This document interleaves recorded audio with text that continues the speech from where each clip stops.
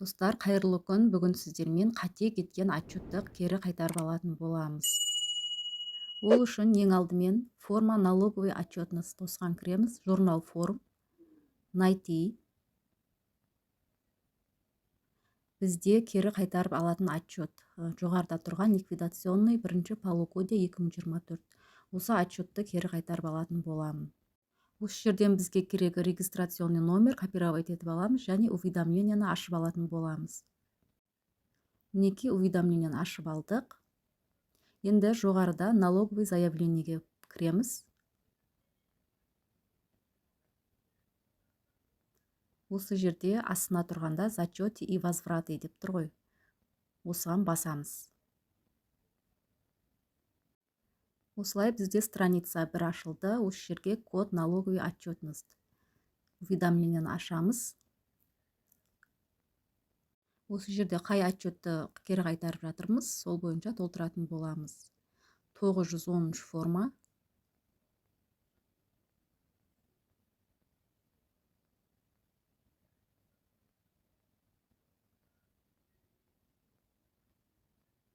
Және ликвидационный. Мына жерге соны түртетін боламыз. Ликвидационный отчет. Мына жерде қай отчетты кері қайтарып жатырмыз, соны уведомлениеден қарайтын боламыз. Бірінші полугодие үшін 2024.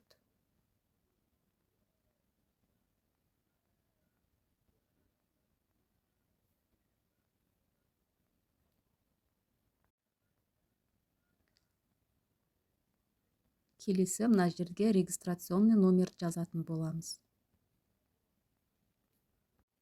Келесі бізде 4-ші графада отчетымызды не себепті кері қайтарып жатырмыз, соны көрсететін боламыз. Бізге көбіне келетіні С нұсқасы көп жағдайда келе береді бізге.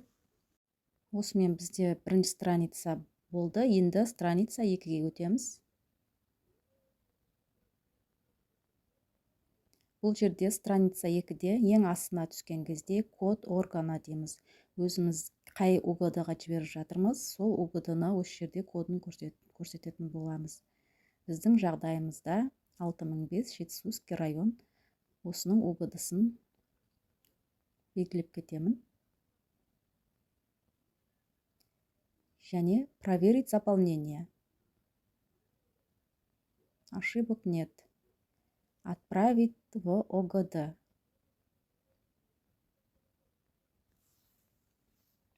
Окей.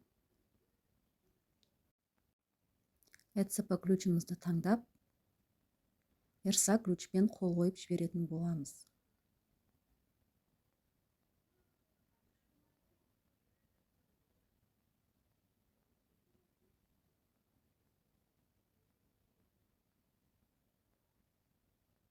Отправка успешно завершена. Енді осы жерде кері қайтарып алған отчетты осы жерде журнал форумға кіреміз. Осы жерден көруге болады. Астына түскенде найти деп батырманы басамыз. Кері қайтарып алған отчетымыз осы жерде отозвано болу керек. Сол үшін қайта-қайта обновить етіп отыратын боламыз. Отозвано деп шықты. Енді осы отозвано болғаннан кейін отчетымызды қайта тапсыруға болады. Достар, сіздерге видео ұнаған болса, каналыма тіркеліп қоңыраушаны басып кетуді ұмытпаңыздар.